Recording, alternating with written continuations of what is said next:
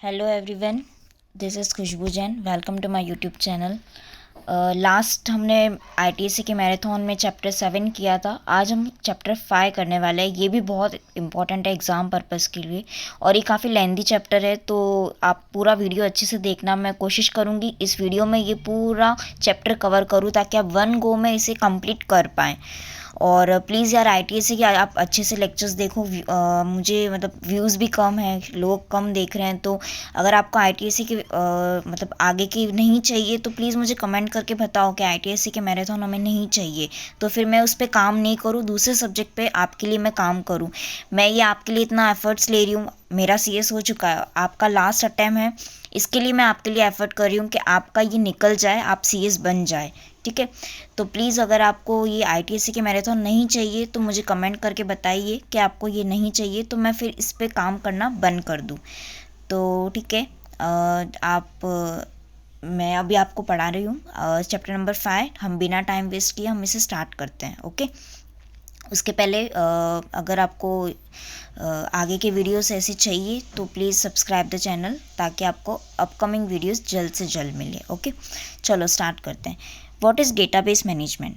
तो पहले हम मीनिंग देख लेंगे कि डेटाबेस होता क्या है, उसके बाद में हम इसकी डिटेल्स जानेंगे। ओके, तो मीनिंग क्या है? तो a collection of related files, relation, integrated, linked and cross reference to another by way of column और a rows is called a database. अब डेटाबेस क्या होता है? नॉर्मली हम लोग क्या करते हैं कि जो हम लोग डेटा कलेक्ट करते हैं उसको हम लोग क्या करते हैं, प्रॉपरली सिंक्रोनाइज करके वहाँ पे हम लोग फिट कर देते हैं कंप्यूटर में, उसे बोलेंगे डेटाबेस। इन सिंपल टर्म्स में बात कर रही हूँ।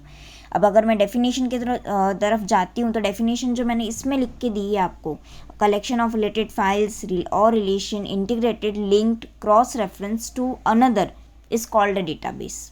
ठीक है, अब यहाँ पे हम बात करते हैं कैरेक्टरिस्टिक्स ऑफ डेटाबेस सिस्टम या फिर difference between a database approach and file based approach. अब यहाँ पे डेटाबेस अगर आप अप्रोच यूज़ करते हो या फिर फाइल बेस्ड करते हो तो दोनों में क्या डिफरेंस है वो हमें देखना है। तो पहला पॉइंट है self describing nature of a database system. अब इसमें क्या होता है, डेटाबेस में क्या होता है, सिर्फ डेटाबेस ही नहीं होता है कि यहाँ पे ये जो इसकी जो इन्फॉर्मेशन होती है वो दो तरीके से यूज़ की जाती है। तो सॉफ्टवेयर से यूज़ करता है डीबीएमएस जिसे बोला जाता है, वो सॉफ्टवेयर से यूज़ करेगा इन्फॉर्मेशन को, और जो डेटाबेस यूज़र्स होंगे उनको भी ये काम आएगी। लेकिन फाइल में क्या होता है, फाइल में ऐसा कुछ नहीं होता है, ये डेटाबेस से काफ़ी अलग होता है। ठीक है, इसमें क्या होता है, इसमें कुछ नंबर ऑफ हमें यूज़ होती है। जैसे एग्जाम्पल अपन कोई फाइल मेंटेन करते हैं तो वो एग्जाम नंबर ऑफ स्टूडेंट की फाइल है। ठीक है, तो वो सिर्फ स्टूडेंट को काम आएगी, वो सिर्फ किसको काम आएगी, टीचर को काम आएगी। स्टूडेंट क्या करेगा उसको जान के, तो वही डिफरेंस है इन दोनों में। ओके, तो डेटाबेस में और फाइल सिस्टम में ये डिफरेंस है एक पहला।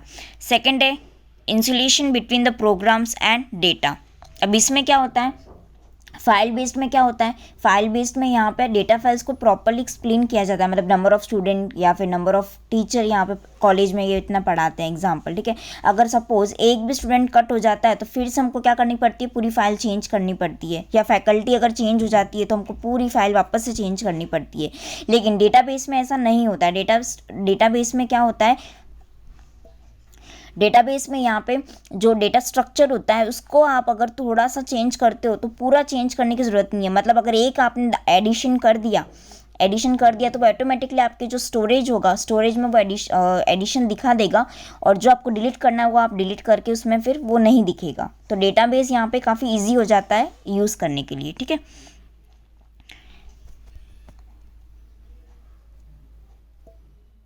अब बात करते हैं support multiple views of data. अब आपको पता ही है फाइल में ऐसा हो सकता है क्या, नहीं हो सकता है, लेकिन डेटाबेस में ऐसा हो सकता है, तो इस पर हम ज़्यादा कुछ डिस्कस करने की ज़रूरत नहीं है। Sharing of data and multi user system. अब multi user system database of course कर सकता है, he can allow the multiple user. मतलब आप लॉगिन आईडी पासवर्ड दे दो, मतलब आप क्रिएट कर लो और फिर you can access at any time. ठीक है, तो फाइल मैनेजमेंट, फाइल वाले में ये थोड़ा नहीं होता है, आपको पता है वैसे। ठीक है, अब बात करती हूँ कंट्रोल डेटा रिडेंसी। यहाँ पे क्या होता है कि हर एक आइटम जो होते हैं वो एक प्लेस पे स्टोर किया जाता है डेटाबेस में, लेकिन यहाँ पे क्या होता है, तो इसकी वजह से क्या होता है, जो इसका सिस्टम होता है वो काफ़ी अच्छा परफॉर्म करता है। रिडेंसी मतलब क्या होता है, बार बार वही वही चीज़ें रिपीट होना। तो ये यहाँ पे क्या होती है, मिनिमम होती है, बार बार चीज़ें रिपीट यहाँ पे मिनिमम होती है, इस वजह से ये क्या करता है, उसे कंट्रोल कर लेता है। ठीक है, अब बात करती हूँ डेटा शेयरिंग की। डेटा शेयरिंग है ऑफकोर्स, यहाँ पे क्या होता है, हम लोग ईजिली यहाँ पे क्या कर सकते हैं, डेटा शेयर कर सकते हैं। ठीक है, फ्रॉम द गिवन अमाउंट के भाई इतना यहाँ ये डिपार्टमेंट को डेटा भेजना है तो हम इजीली उससे शेयर कर सकते हैं। ओके, तो फाइल में ये थोड़ा प्रॉब्लम देता है। एनफोर्सिंग इंटीग्रिटी कंस्ट्रेंट, यहाँ पे क्या होता है, डीबीएमएस के अंदर की कैपेबिलिटी होती है कि वो क्या कर सकता है, कोई भी डेटा टाइप हो, डेटा यूनिकनेस हो, ये सारे कंस्ट्रेंट को लेके चलता है और उसे इन्फोर्स करता है। ओके, फिर इसके बाद में रिस्ट्रिक्टिंग अनऑथराइज एक्सेस, ऑफकोर्स ये करता है क्योंकि मैंने आपको पहले ही कहा था कि यहाँ पे क्या होता है, यूज़र अकाउंट्स बनाए जाते हैं, तो यहाँ पे जो लॉगिन करना, पासवर्ड डालना, तो ये सिक्योरिटी काफ़ी इसकी टाइट होती है। तो ये अनऑथराइज जो एक्सेस होता है उसको क्या करता है, कंट्रोल रिस्ट्रिक्ट करता है कि वो एंट्री ना कर पाए। डेटा इंडिपेंडेंस होता ही है क्योंकि यहाँ पे क्या होता है कि इनका जो सिस्टम डेटा होता है वो अलग अलग एप्लीकेशन के लिए अलग अलग बनाया जाता है। ठीक है, तो इसके लिए यहाँ पे इसकी जो इंडिपेंडेंसी होती है वो काफ़ी ज़्यादा होती है। ठीक है, अब बात करती हूँ ट्रांजैक्शन प्रोसेसिंग की। तो ट्रांजैक्शन प्रोसेसिंग यहाँ पे क्या होता है, जैसे अभी यहाँ पे ये जो डेटाबेस होता है ये क्या करता है, इंश्योर करता है कि भाई जो भी इसे यूज़ करेगा वो अपडेटेड यूज़ करेगा। ऐसे नहीं है कि 2 साल पुराना, नहीं, इसमें क्या होता है, अपडेशन की जो कंसिस्टेंसी होती है वो क्या करनी पड़ती है, मेंटेन करनी पड़ती है। ठीक है, providing backup and recovery facility. अभी यहाँ पे क्या होता है, आपको पता है ये डेटाबेस में तो नॉर्मल अगर आप व्हाट्सअप का भी डेटा देखो तो वो क्या होता है, अप टू डेट बैकअप लेता रहता है। ठीक है, तो इस पर ज़्यादा हम लोग डिस्कस नहीं करेंगे। मैनेजिंग इन्फॉर्मेशन, ये क्या करता है, इंफॉर्मेशन को क्या करता है, मैनेज करता है। मतलब इस मैनेज मतलब क्या, इट टेक केयर्स। ठीक है, जो आपकी काम की होगी उसे वो अच्छे से संभाल के रखता है। ठीक है, और इससे फिर यहाँ पे वो अलाउ करता है यूज़र को, ताकि वो उसे इंफॉर्मेशन को अच्छे से स्टोर करके मैनेज कर सके। ओके, तो यहाँ तक हमने देखा, डिफरेंस देख लिया था हमने डेटाबेस का, और ये एग्ज़ाम में काफ़ी बार पूछा क्वेश्चन है, तो ये अच्छे से कर लेना आप। अब बात कर लेते हैं टाइप्स ऑफ डेटाबेस की। तो नॉर्मली यहाँ पे अपने मॉड्यूल में 3 तरह के टाइप दिए हैं, flat file database, analytic database और ऑपरेशनल डाटाबेस। तो जो फ्लैट फाइल होता है एकदम सिंपल होता है और बहुत ज़्यादा कॉमन होता है, किसके लिए, फॉर बेसिक प्रोग्रामिंग स्टोरेज के लिए, और highly scalable massively multi user internet mega sites. ठीक है, अब इसके डिसएडवांटेज भी जान लेते हैं। अब बात करते हैं डिसएडवांटेज की। तो डिसएडवांटेज क्या है कि not provide automatic very environment and redundancy more, मतलब रिपीटेशन यहाँ पे ज़्यादा होती है और ऑटोमेटिकली आपको ये बताता नहीं कि करना क्या है। ओके, तो ये एक प्रॉब्लम इसमें हो सकता है। उसके बाद में एनालिटिक डेटाबेस में क्या होता है, ये स्टैटिक होता है और ये रीड ओनली वाला होता है कि यहाँ पे क्या करता है कि स्टोरेटिव एंड हिस्टोरिकल डेटा, ये 2 यहाँ पे इसमें होते हैं। ओके, तो इसमें ज़्यादा कुछ जानने की ज़रूरत है नहीं। ऑपरेशनल डेटाबेस में क्या होता है, ये डायनेमिक होता है and it allows to modify the data use to track the real time information. जैसे वेबसाइट 2 तरह की होती है, स्टैटिक होती है और डायनेमिक होती है। ठीक है, तो डायनेमिक में क्या होता है, हम लोग चेंजेस ज़्यादा कर सकते हैं, जैसे अमेजॉन वगैरह, ये क्या है, ये सारी डायनेमिक है। तो इसमें आप कोई प्रोडक्ट को निकाल सकते हो, कोई प्रोडक्ट को ऐड कर सकते हो, और ये क्या करता है, रियल टाइम इन्फॉर्मेशन देता है कि प्रोडक्ट हमारे अवेलेबल वेबसाइट पे है या नहीं है। Okay, example track warehouse stock, यहाँ पे मैंने एग्जांपल लिया track warehouse stock quantity. तो यहाँ पे पता देता है ये कितने टाइम कितने आइटम यहाँ पे सोल्ड हो चुके हैं और कितने आइटम को रीस्टॉक हमें करना पड़ेगा। ठीक है, अब बात करते हैं हम लोग डेटा मॉडल की। डेटा मॉडल क्या होता है, तो ये हम लोग पहले डेटा मॉडल एक तरह का डिस्क्रिप्शन होता है जिसके अंदर डेटा कंटेन होता है। It is a container for the data. ठीक है, एक ये डब्बा होता है एक तरह से समझो।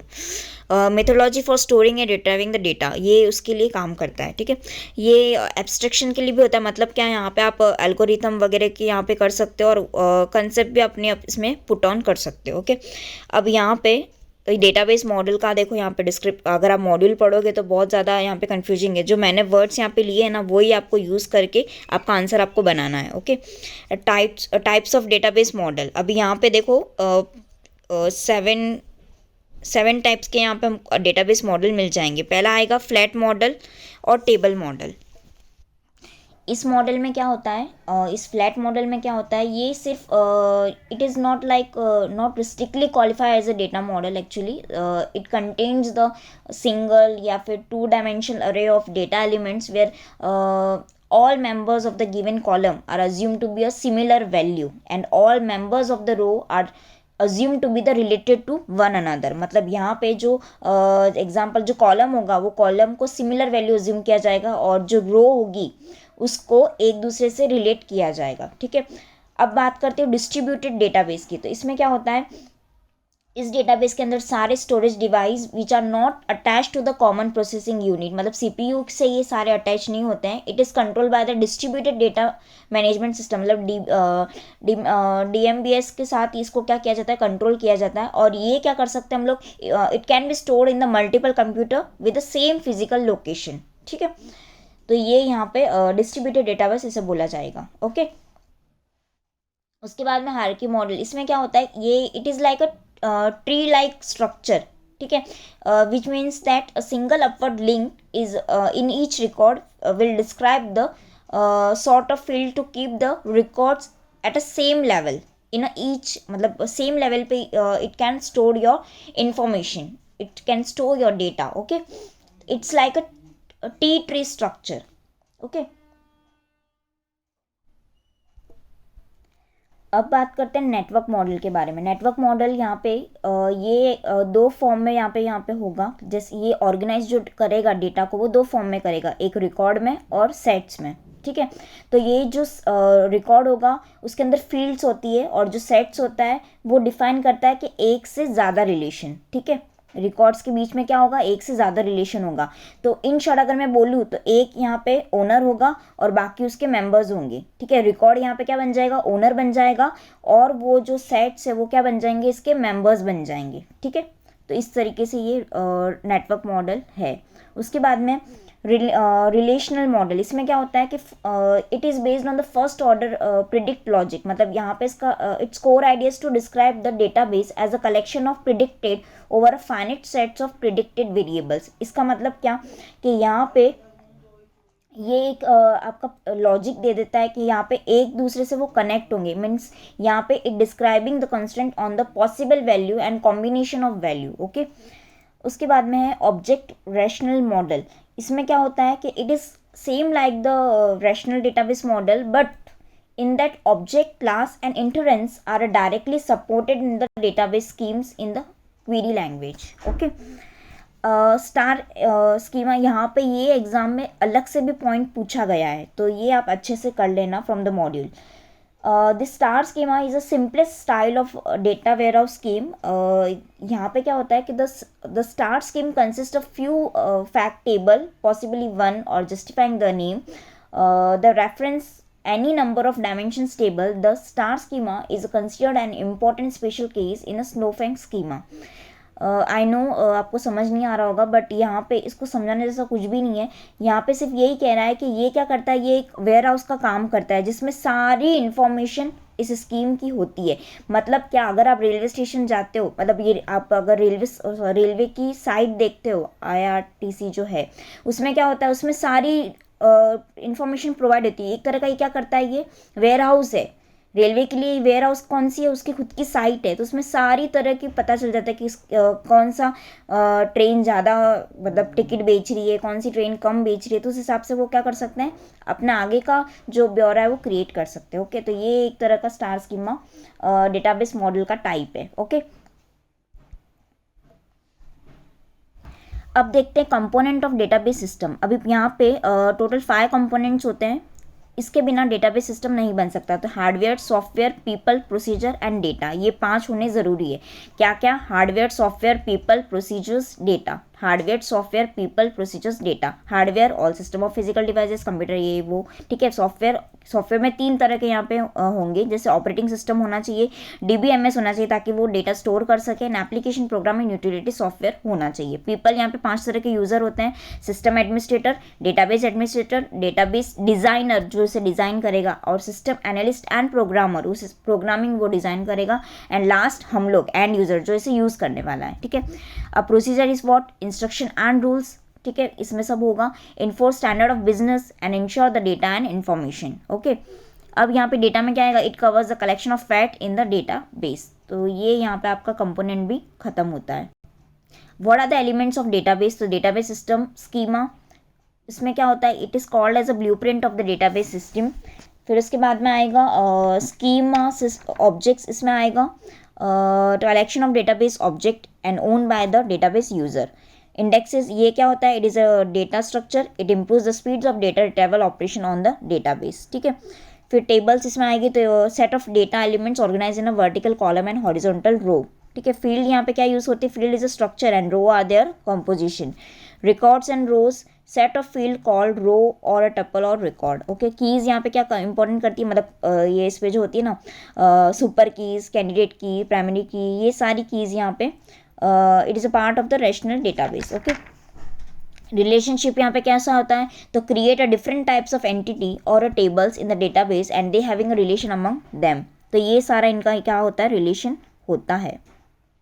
रिलेशनशिप में क्या होता है, ये क्या करते हैं, अलग अलग टाइप के एंटिटीज़ बनाते हैं अपने डेटाबेस में, और ताकि उनका क्या हो, रिलेशन हो। एग्जांपल अगर मैं बात करूँ तो जैसे एग्जांपल यहाँ पे customer can make the order and order contain the item, तो ये क्या हो गया, रिलेशन हो गया ना, ठीक है।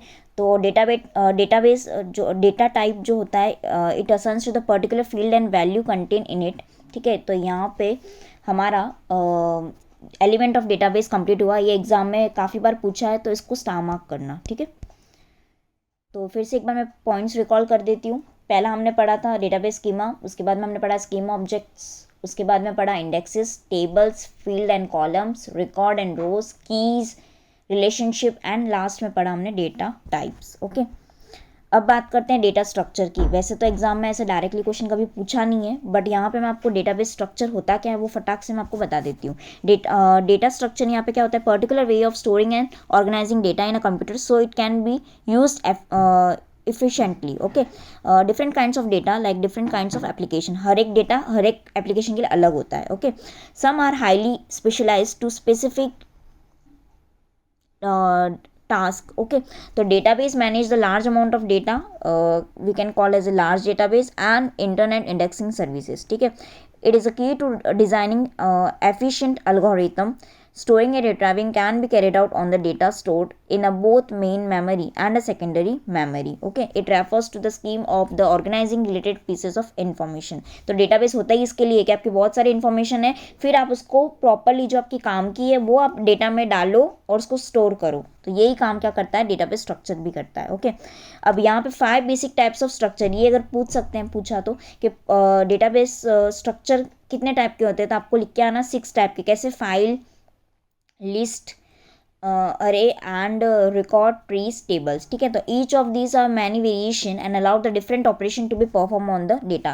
अपने अपने सबके अलग अलग काम है, ठीक है। 6 यहाँ पे चीज़ें हैं, 6 के 6 अलग अलग काम करती है, ठीक है। अब यहाँ पे बात करते हैं कैरेक्टरिस्टिक्स ऑफ डेटा स्ट्रक्चर की।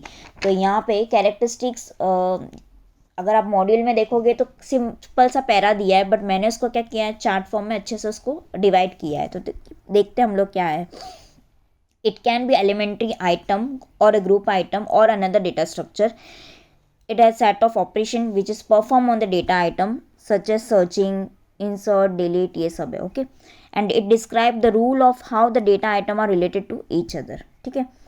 तो यहाँ पे ये 3 व्यू ऑफ डेटा है, ये आप लोग खुद पढ़ लेना क्योंकि ये एग्जाम में कभी पूछा नहीं है, तो मैं नहीं चाहती इस पर मैं टाइम वेस्ट करूँ, ठीक है।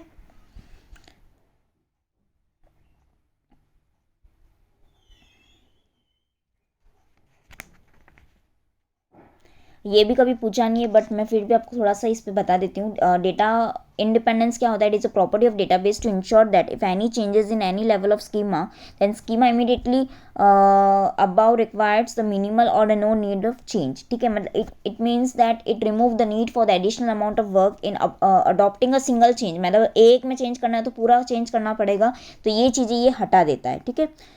उसके बाद में यहाँ पे 2 तरह के आपके डेटा इंडिपेंडेंस हो सकते हैं, फिजिकल और लॉजिकल। फिजिकल में क्या होता है कि any change in physical need to change a logical scheme is minimal like CD, cassettes, ठीक है। लॉजिकल में क्या होता है, any change made in logical scheme need to change external scheme is minimal. और इसमें क्या होता है, सॉन्ग चेंज। जैसे एग्जाम्पल मैं आपको यहाँ पे एग्जाम्पल के तौर से समझा देती हूँ। फिजिकल में क्या होता है, हमें पहले ही पता होता है, जैसे एग्जांपल कोई कैसेट है हमारी, पहले अभी आजकल तो कैसेट्स कोई सुनता नहीं है, पर वो पहले के ज़माने में जो कैसेट्स आती थी हम लोग डालते थे, तो उस पर क्या होता था, ट्रैक नंबर लिखी होती थी, कौन गाने का नाम लिखा होता था, किसने गाया, कितने मिनट का है, ये सब चीज़ें लिखा होता था। ठीक है, तो ये क्या हो गया, हमारा फिजिकल डेटा हो गया। ठीक है, लॉजिकल में क्या हुआ, लॉजिकल में आपको यहाँ पे काफ़ी डिफ़िकल्टी होगी कि आपको, जैसे एग्जांपल, आपके आपके पास एक सीडी है जिसमें आपके सारे फेवरेट सॉन्ग्स हैं। ठीक है, अभी आपने क्या किया, आपके एक फ्रेंड को वो सीडी चाहिए थी, अब उसको गाने चाहिए थे 4, एग्जाम्पल 1 2 4 8 ऐसा कुछ, तो इसको गाने चाहिए थे। ठीक है, दूसरे फ्रेंड को और दूसरे चाहिए थे, तीसरे फ्रेंड को और तीसरे, तो ऐसे करते करते आपके क्या हो गया, सीडी खराब हो गई। अब आपको जो गाना चाहिए था, आपको यहाँ पे क्या हो गया, आपको जो गाना, आपके जो फ्रेंड्स है, अभी आपको एक फ्रेंड के इसमें से एक गाना चाहिए था, दूसरे फ्रेंड के इसमें से दूसरा गाना चाहिए था, तीसरे इसमें से तीसरा गाना चाहिए था, तो ऐसे आपको अलग अलग गाने चाहिए। तो इसका मतलब क्या है, आपको एक्सटर्नल स्कीमा थी वो आपको चेंज करनी पड़ी, आपको अलग अलग लोगों से यहाँ पे लेनी पड़ी। पर ये फिजिकल में ऐसा नहीं होता है, समझ में आया।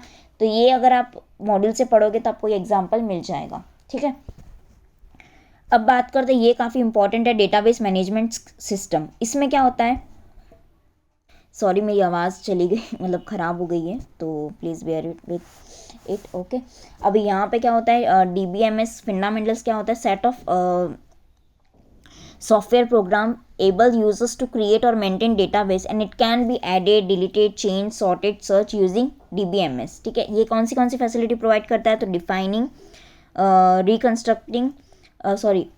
Constructing, maintaining and sharing the database. किसको, तो to various users and application. Two functions of DBS, क्या फंक्शंस है उसके, तो it protect the database in 2 type, hardware और सॉफ्टवेयर। ठीक है, and second, maintain over the long period of time. ठीक है, it protect the database by 2 types, hardware और सॉफ्टवेयर। मैंने बोला क्योंकि ये प्रोटेक्ट करना क्यों ज़रूरी है, क्योंकि नहीं तो क्या होता है, माल फंक्शन हो सकता है या फिर क्रैश हो सकता है against the unauthorise user. Okay, तो DBMS is use to manage, क्या DBMS यूज़ किया जाता है टू मैनेज, क्या, membership and subscription mailing list, accounting and bookkeeping information, data obtained from scientific research, customer information, inventory information, personal records and library information. तो DBMS का use क्यों होता है, तो भाई आपकी कंपनी, अगर आप काम कर रहे हो तो वो आपके सारी ये काम धाम करना, जैसे मेंबर्स को देखेगा ये, फिर अकाउंटिंग की इन्फॉर्मेशन रखेगा, फिर आपको कोई रिसर्च आपकी कंपनी ने की होगी तो वो भी स्टोर करेगा, कस्टमर कितने हैं वो करेगा, इन्वेंट्री कितनी है वो करेगा, पर्सनल रिकॉर्ड्स भी अपने सेव करेगा, और एक लाइब्रेरी भी प्रोवाइड वो कर सकता है कि भाई आप इसको यूज़ कर सकते हो। ओके, अब बात करती हूँ types of database management system. तो ये यहाँ पे हायरकियल DBMS है, नेटवर्क है, और उसके बाद में नेशनल है और ऑब्जेक्ट ओरिएंटेड है। अब ये फर्स्ट वाला जो है, ये एक पेरेंट चाइल्ड का रिलेशन इसमें रखता है, मतलब one data is present as a subordinate of another one. ठीक है, and no backward movement is possible. Okay, यहाँ पे बैकवर्ड मूवमेंट नहीं होती है। अब ये नेटवर्क में क्या होता है, अब नेटवर्क कैसे क्रिएट होता है, एक बंदे से दूसरा, दूसरे से तीसरा, तो मैनी टू मैनी एक काम करता है। Okay, it appear in a network, एक जुड़ा, फिर उससे 2 जुड़े, 2 से वापस 3-4 जुड़े, 3-4 से वापस और जुड़े हैं, इस तरीके से। ठीक है, तो इनका जो स्ट्रक्चर होता है काफ़ी कॉम्प्लिकेटेड इनका जो स्ट्रक्चर होता है वो काफ़ी कॉम्प्लिकेटेड होता है। और यहाँ पे क्या होता है, because one record use as a key to enter the database, मतलब यहाँ पे जो बंदा फर्स्ट था उसके फिर यहाँ पे टी डायग्राम जैसे बनते गए। ओके, उसके बाद में रैशनल में क्या होता है कि देर आर 3 टाइप्स ऑफ की, first is relation and second is domain and third is attribute. यहाँ पे क्या करता है कि it contain the network which is construct the sets और रिकॉर्ड। ठीक है, यहाँ पे मैंने आपको पहले ही बोला है कि सेट यहाँ पे क्या होता है, 1 to many relation and record is a file. Okay, object oriented में क्या होता है, ये देखो, ये जो रिलेशनल है और ऑब्जेक्ट ओरिएंटेड है, ये काफ़ी इंपॉर्टेंट है। इन दोनों के डिफरेंस बिटवीन भी एग्जाम में कई बार पूछे गए हैं, तो इनको एज अ डिफरेंस बिटवीन भी आप मार्क कर लेना। ठीक है, अब मैं बात करती हूँ ऑब्जेक्ट ओरिएंटेड DBMS की। तो ये काफ़ी इंपॉर्टेंट होता है क्योंकि it is a significant advance over their other database.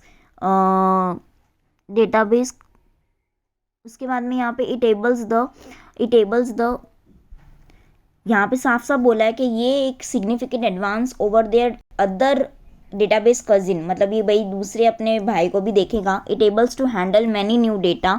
ठीक है, नए नए डेटा को भी, नए नए को भी भाई बनाता रहेगा अपना. Okay, use to store data from variety of media sources like photograph, text and produce work as output in a multimedia format. आप देखते ही हो वैसे वो लोग क्या करते हैं, इन्फॉर्मेशन आप डालो और फिर वो एज आपको पिक्टोरियल आपको सब बताएंगे. ठीक है, अब बात करते हैं एडवांटेज एंड डिसएडवांटेज इनकी डीबीएस की, डीबीएमएस की. तो एडवांटेज के लिए मैंने एक कोड बनाया है, सर से एसएससी बोर्ड, सर से एसएससी बोर्ड. अब सर का यहाँ पे आर मैंने लिया है, ये फर्स्ट पॉइंट आर है, सेकंड पॉइंट एस है. ठीक है, और एसएससी का सी वाला ये सी पॉइंट हो गया.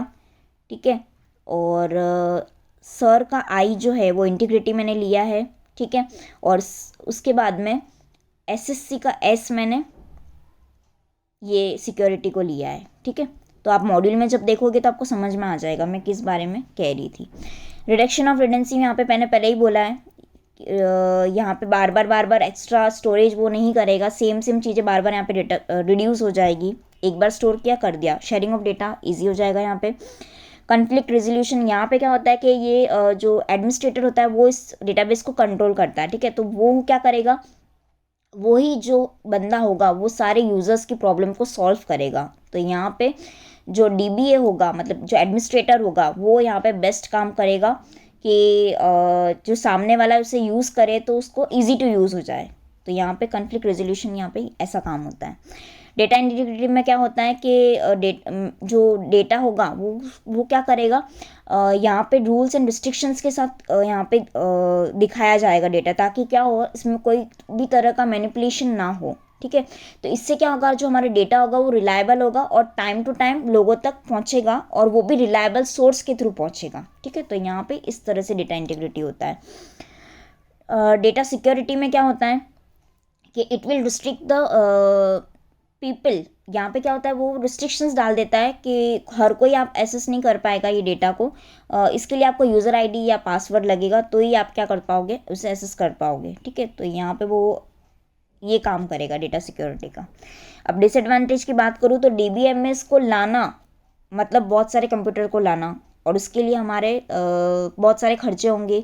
हमें हार्डवेयर्स लेने पड़ेंगे, सॉफ्टवेयर्स लेने पड़ेंगे, उसका इंस्टॉलेशन करना पड़ेगा. देन फिर हमें ट्रेनिंग देनी पड़ेगी यूज़र्स को. अगर कोई बूढ़े आपके मतलब एजेड लोग अगर आपके होंगे तो उनको थोड़ी इतना पता है कि इसको सॉफ्टवेयर को, और वैसे भी नया सॉफ्टवेयर रहा तो हमें खुद को भी सीखना पड़ता है. तो यहाँ पे आपका क्या हो रहा है, खर्चा बढ़ रहा है. ठीक है, सिक्योरिटी. अब यहाँ पे आपको सबसे मेन, आपका अगर आप कोई डेटाबेस को लाने का सोच रहे हो, सॉफ्टवेयर को इंस्टॉल करने का सोच रहे हो, तो आपको सिक्योरिटी ध्यान में रखनी पड़ेगी, नहीं तो क्या होगा, आपका सारा डेटा हैकर हैक कर लेंगे. तो ये सिक्योरिटी भी एक बड़ा रीज़न है. कॉस्टली ऑफकोर्स होगा, टाइम कंज्यूमिंग भी है एंड कॉस्टली भी है.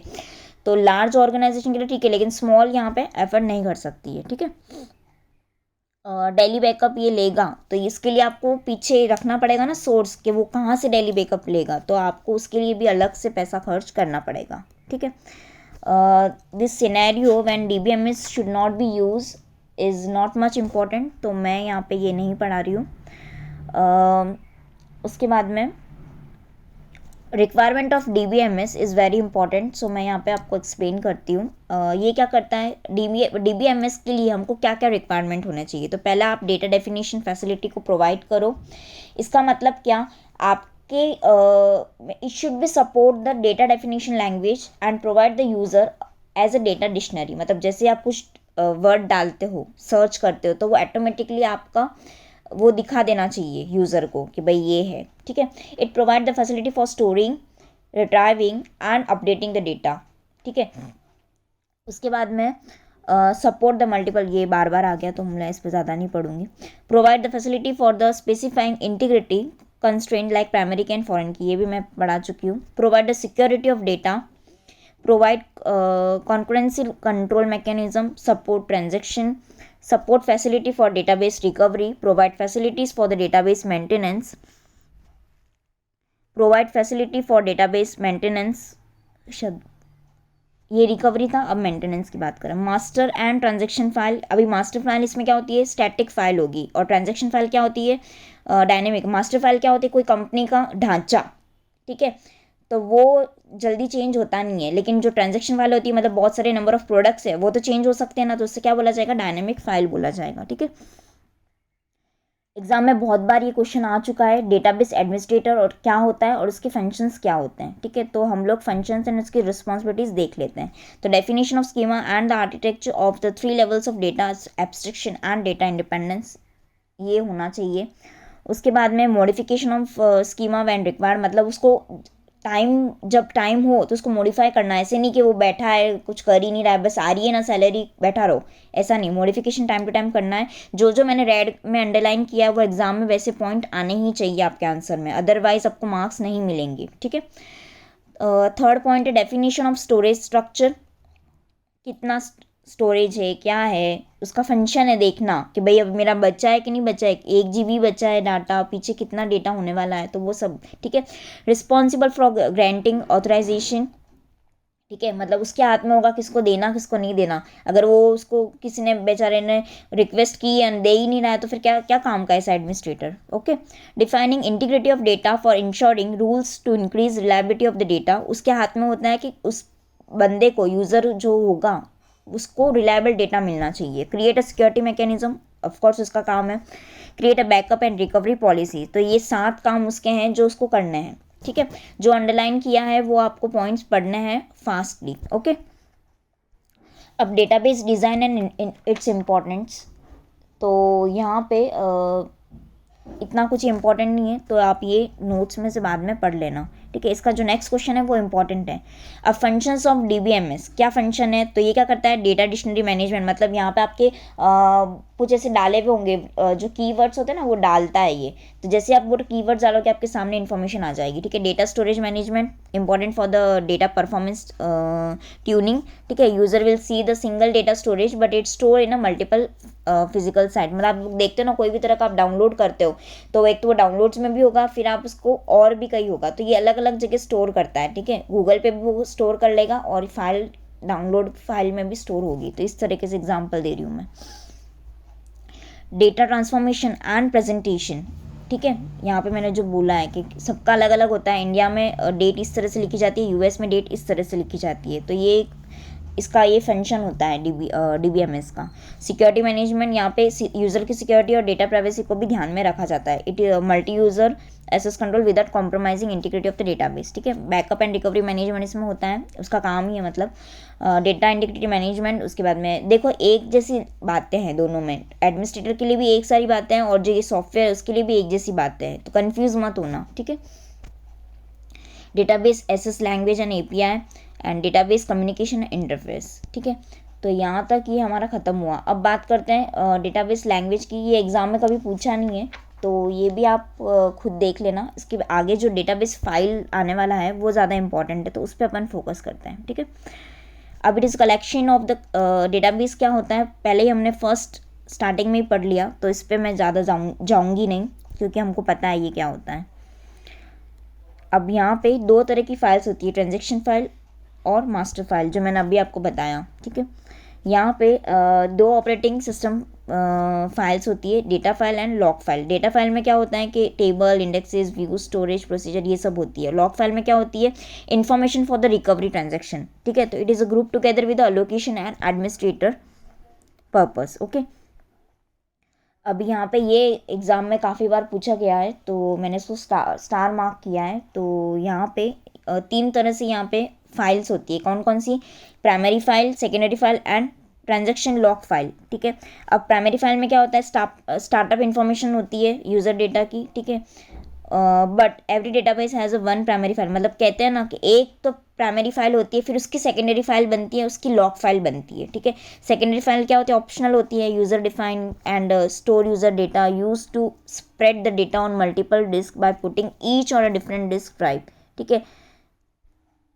तो ये यहाँ पे आप देख लेना। लॉग फाइल क्या होती है, ये आपकी सारी इन्फॉर्मेशन को होल्ड करता है। लॉग फाइल में क्या होता है कि वो रिकवर करता है डेटाबेस को, ठीक है। 1 log file for each database, okay. तो यहाँ तक हमने पढ़ लिया, ठीक है। अब जैसे ऑर्डर, क्रिएट करना है आपको, ये आप अमेजोन पे ऑर्डर दे रहे हो तो क्या होता है, it created one primary file and 5 secondary file. मतलब क्या, एक आपका वहाँ पे ऑर्डर स्टोर हो जाएगा, लेकिन आपको ईमेल भी आएगा, फिर उसके बाद में आपको एसएमएस भी आएगा, या फिर अगर व्हाट्सएप से लिंक है तो व्हाट्सएप भी आएगा। तो इस तरीके से यहाँ पे ये बोला है, ठीक है।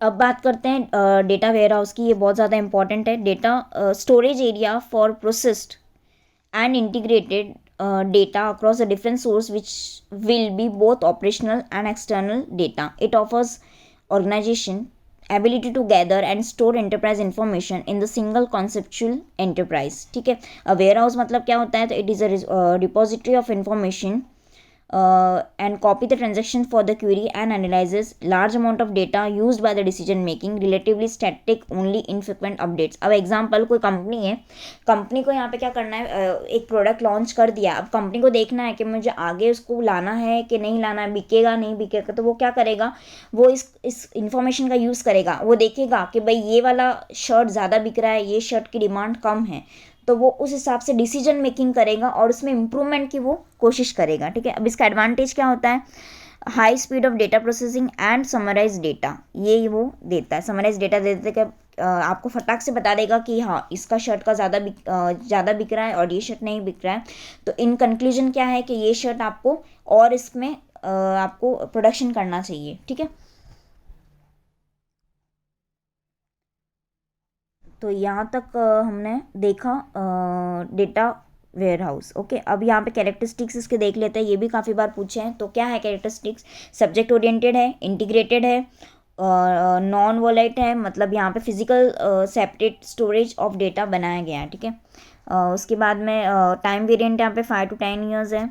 उसके बाद में डेटा माइनिंग, डेटा माइनिंग क्या होता है, the process of extracting hidden predictive information from the large database. It is a powerful new technology to help the companies which focus on the data warehouses, it tools to predict the future trends and behavior। Market को, commercial business में क्या होता है कि हमको future trends देखने पड़ते हैं कि कौन सा मार्केट में ज़्यादा चलने वाला है प्रोडक्ट, ठीक है। इट अलाउज द बिजनेस, मतलब आजकल मार्केट ट्रेंड क्या हो गया है कि हमको ई कॉमर्स ज़्यादा चाहिए, तो वो जो एक कंपनी है वो क्या करेगी, अब ई कॉमर्स की तरफ मुड़ेगी। तो ये क्या करता है, आपको प्रिडिक्ट कर देता है फ्यूचर ट्रेंड्स और बिहेवियर को। It allow the business to make the proactive, ठीक है, एंड नॉलेज ड्राइवन डिसीजंस भी आपको देता है। अब टेक्निक यहाँ पे क्या होती है, techniques of data mining. Data mining यहाँ पे अपन ने इसका पढ़ लिया। अब हम देखते हैं कि इसकी टेक्निक क्या होती है। तो ये डिस्क्रिप्टिव में होता है और प्रिडिक्टिव मेथड में होता है। डिस्क्रिप्टिव में क्या होता है, he find the human interpretable pattern that describe the data which is useful for the group together similar document and returned by the search engine Google पे, ठीक है। प्रिडिक्टिव मेथड में क्या होता है, use some variable to predict the unknown और future values for other variable used to predict the new customer who have purchase more than 1000 at a store.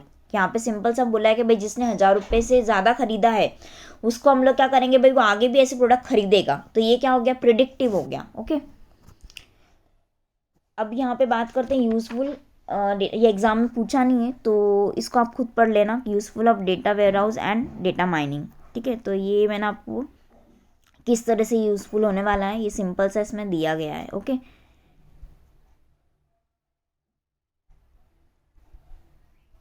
Okay, तो मैं ये लेक्चर यहाँ पे, ये मैराथन में यहाँ पे एंड करती हूँ। होप आपको अच्छा लगा होगा। प्लीज़ अगर आपको अच्छा लगे तो प्लीज़ लाइक करना और ये वीडियो पूरा अच्छे से देखना। और आपको फिर मॉड्यूल, मैंने ये पूरा जो लिया है सब मॉड्यूल से लिया है, तो आप मॉड्यूल और ये नोट्स दोनों लेके बैठना, तो आपको समझ में आएगा और आपको लर्न करने के लिए ईजी हो जाएगा, ओके।